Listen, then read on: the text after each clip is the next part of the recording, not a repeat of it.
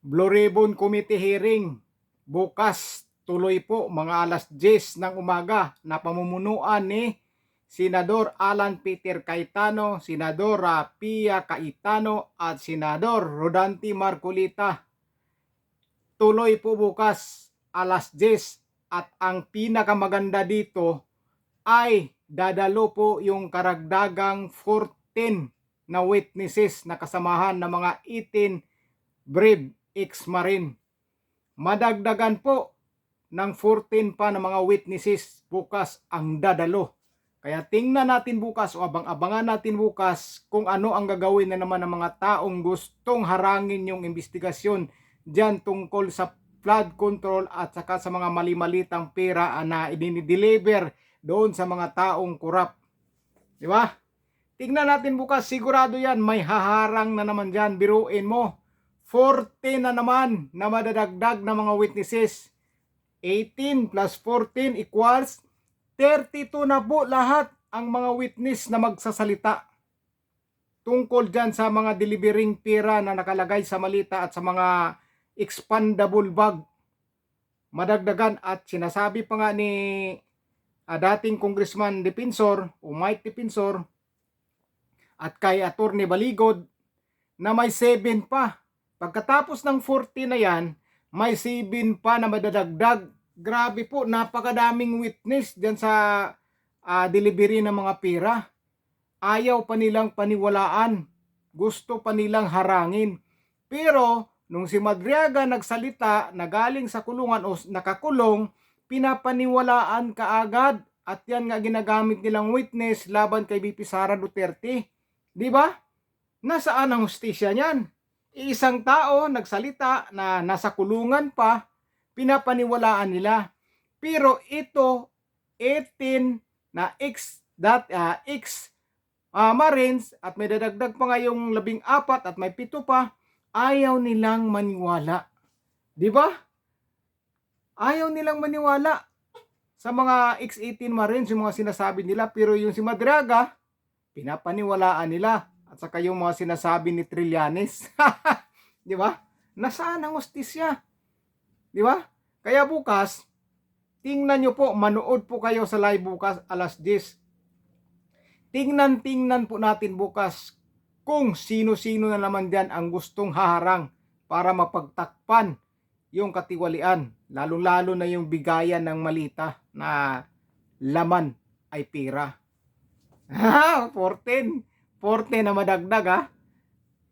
In-announce na po yan ni Senador Marcolita na bukas talaga alas 10 tuloy ang Blue Ribbon Committee hearing at may karagdagan pang 40 na witnesses na dating mga nagtatrabaho kay Saldico, yung mga ex-Marines din.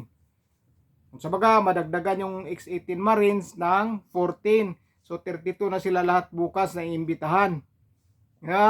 Tingnan natin bukas kung ano na naman ang sasabihin ng mga gustong tatakpan yung mga pangyayari. At tingnan na natin bukas kung sino na naman yung gustong harangan o harangin yung mga witnesses.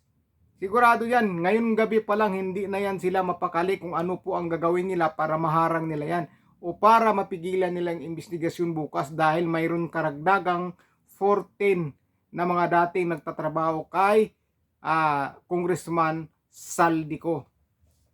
Abang-abangan natin bukas. Napakagandang balita talaga ito. Marami pong hindi makakatulog dito dahil mag-iisip ng mga yan baka babanggitin yung mga pangalan nila bukas dahil marami ding nalalaman itong 14 na to na dadalo di umano bukas dahil sinabi na nga ni Senador Marcolita na imbitado yan na nasa na niya, nasa post sa Facebook niya na ayun nga dadalo yung 14 na karagdagang witnesses. Napaka-exciting to bukas mga kababayan. Saka yung mga bali-balita na si Senador Villanueva ililipat, tingin ko po hindi po yan lilipat. Hindi yan siya lilipat.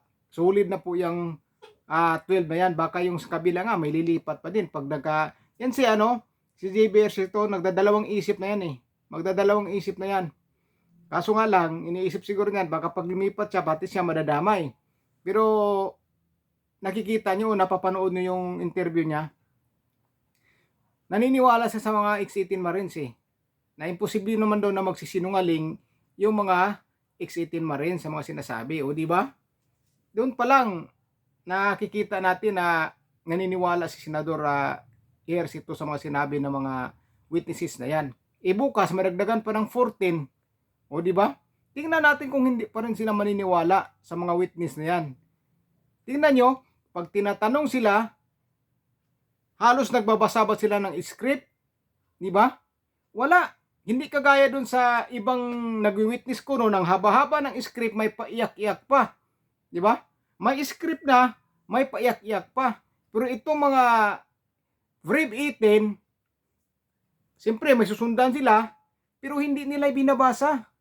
Yung mga hawak-hawak nilang sinusulat nila, hindi nila binabasa. Yung tanong ng mga senador, iisa ang tanong nila, isa ang sagot nila, walang pagbabago. Kung ano ang sinagot ng isa, pag tinanong ulit ng ibang senador, yun talaga ang sagot niya, hindi nagbabago at walang binabasa. Hindi kagaya sa iba na may script na habang nagwi-witness, umiiyak pa kuno.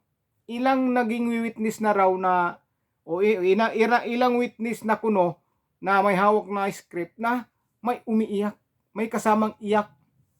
Di ba? Pero itong mga dating sundalo, ayan, tanungin mo, hindi na yan magbabasa sa papel na ito ang sasagot ko. Hindi. Sasagot ka agad na walang tinitingnang papel. Di ba? Kitang-kita naman po natin sa live yan na pag tinatanong yung isang X-18 Marines o isang Marino, dating Marine, ay sumasagot ka agad na hindi na binabasa dyan sa nakalagay sa papel. Wala na silang binabasa.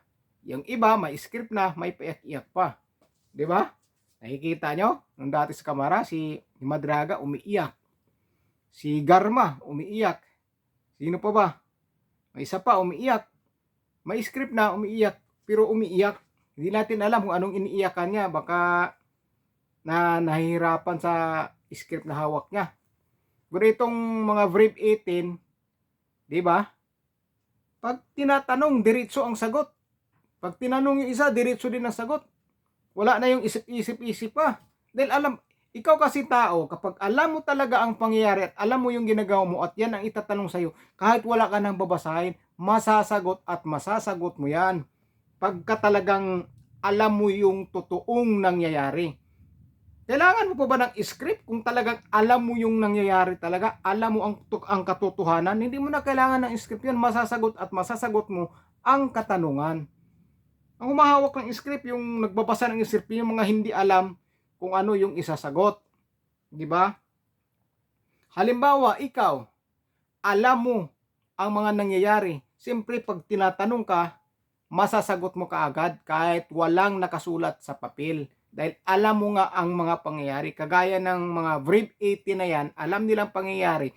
Kaya kapag tinatanong sila, nasasagot nila agad na walang binabasa. Diyan mo makikita kung gaano katotoo yung mga sinasabi nila. Kung ako tanongin niyo, totoo po at naniwala po ko sa kanila. Kitang-kita po. Hindi kagaya ng iba na haba-haba ng babasahing script. Sila wala. Pag tinatanong, sagot agad. Hindi na nag-iisip kung ano-ano pa. Sinasagot agad dahil alam nila. Ganun po talaga. Pag alam mo ang pangyayari, pag tinatanong ka tungkol sa mga pangyayari na nasaksihan mo o ikaw mismong gumawa, alam mo talaga ang isasagot. Hindi mo na kailangan mag-isip-isip pa.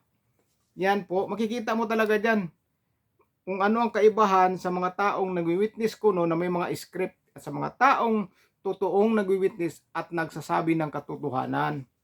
Yung iba paiyak-iyak pa, pero ang Brave 18 wala. Talagang sagot agad. Wala nang basa-basa pa ng script. O, pag tanong, ikaw, ano naman masasabi mo? Anong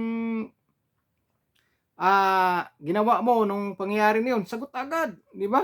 Ikaw, anong partisipasyon mo sa delivery ng malita? Sagot agad. Yan, dyan mo makikita na totoo yung mga sinasabi nila. Wala na yung hawak sa script, babasahin. Wala na. Kaya bukas, napaka-exciting talaga to bukas dahil sa madagdag na 14 witnesses pa. May mga dala sigurado itong mga ebidensya. Baka hindi lang picture, pati video. Marami din silang nalalaman. Ayon nga yan Attorney Baligod nung nakaraang hearing. Basta bukas mga kababayan, alas 10 ng umaga, Blue Ribbon Committee hearing sa flood control at saka sa mga mali-malitang pira alas 10 ng umaga na pamumunuan ni Senador Alan Peter Cayetano, Senador Pia Cayetano, Senador Marcolita at sila Senadora Loren Regarda, yung solid 12 o majority 12. Sila po ang mag-imbestiga bukas sa Blue Ribbon Committee. Abang-abangan na natin bukas o panuorin talaga natin bukas kung may haharang dyan, kung may pipigil dyan. Tingnan natin. Kaya yun po, basta bukas alas 10 ng umaga, panuorin po natin para malalaman po natin ang katotohanan na isasiwalat ng another 14 na witnesses.